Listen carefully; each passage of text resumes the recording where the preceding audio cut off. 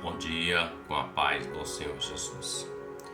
Evangelho de Lucas, capítulo de número 13, a partir do verso 10, declara assim: E ensinava no sábado numa das sinagogas, e eis que estava ali uma mulher que tinha um espírito de enfermidade, havia já 18 anos, e andava curvada, e não podia de modo algum endireitar-se. E vendo-a Jesus, chamou a si, e disse-lhe: Mulher, estás livre da tua enfermidade. E impôs as mãos sobre ela, e logo se endireitou e glorificava a Deus. O texto em questão fala de um momento onde Jesus estava numa sinagoga, no sábado, ensinando acerca do reino de Deus, a palavra de Deus. E Jesus, ele observa que em meio a tantas pessoas que haviam naquela sinagoga, nós vemos aqui que estava ali uma mulher que tinha um espírito de enfermidades há 18 anos. E o verso de número 12 diz que Jesus viu aquela mulher, observou aquela mulher. E quando o Senhor vê aquela mulher, ele observa o que estava sobre ela. E o texto diz que ela andava curvada e não podia se endireitar, ou seja, era corcunda. Então a sua vida era um pouco difícil por causa dessa sua debilitação, dessa dificuldade que havia sobre a sua vida por ser corcunda. Mas isso não impediu aquela mulher de estar ali naquele momento, adorando a Deus, glorificando a Deus. Ela estava na sinagoga, o que para nós representa aqui um templo, a casa do Senhor. Jesus estava na casa. E o texto disse, quando Jesus vê, chama ela e disse: mulher, está livre da sua enfermidade. Então o que fazia com que aquela mulher ficasse corcunda ou curvada era um tipo de enfermidade.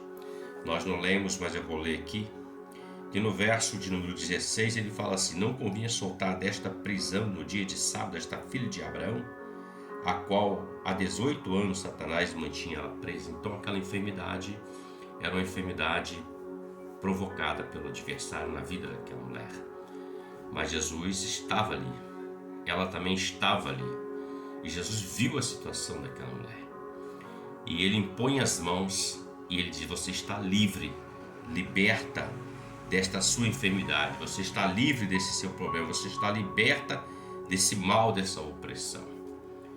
Aquela enfermidade fazia com que aquela mulher mantivesse a sua vida com dificuldade, e por ser corcunda, era difícil para ela erguer a cabeça ao alto, olhar ao alto, era difícil.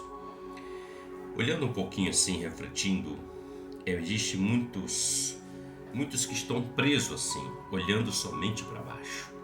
São corcundas espirituais, que estão olhando apenas para baixo e não para o alto, que é onde vem o socorro, e não para o céu, que vem o milagre, que do céu vem a resposta para a nossa vida, para a vida do homem. Mas essa mulher, mesmo com toda a sua dificuldade, ela estava ali. Isso me chama muita atenção, porque às vezes, por causa de uma enfermidade ou de um problema que não impede alguém de caminhar, de ir até a casa do Senhor naquele dia determinado, no culto solene, muitos preferem ficar nos seus lares, outros preferem ir até para outros lugares e se esquecem da casa de Deus. Esquecem daquele momento solene que é o culto ao Senhor, onde está reunido a igreja, o corpo de Cristo. E o Senhor opera no meio da igreja, no meio do corpo, para a glória do nome dele.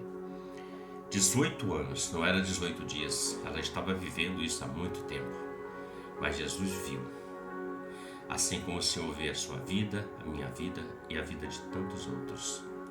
O Senhor tem contemplado a dificuldade, a necessidade, as setas, os dardos, a ação do adversário, aquilo que tenta aprisionar. Mas Jesus veio para libertar o homem do jugo do adversário. Jesus veio para trazer ao homem vida e vida abundante.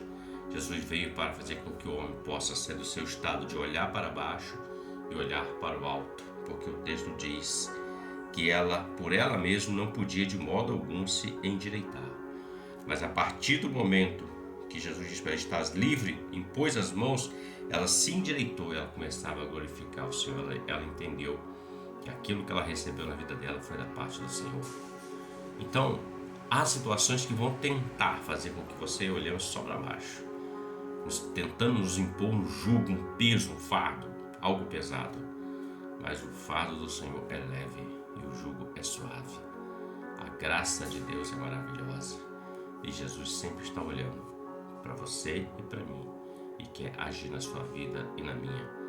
Basta que nós ouçamos a sua voz e possamos ir até Ele todos os dias. Deus é Deus de milagre. Ótimo dia para você. Que Deus te abençoe com a paz do Senhor Jesus. Amém?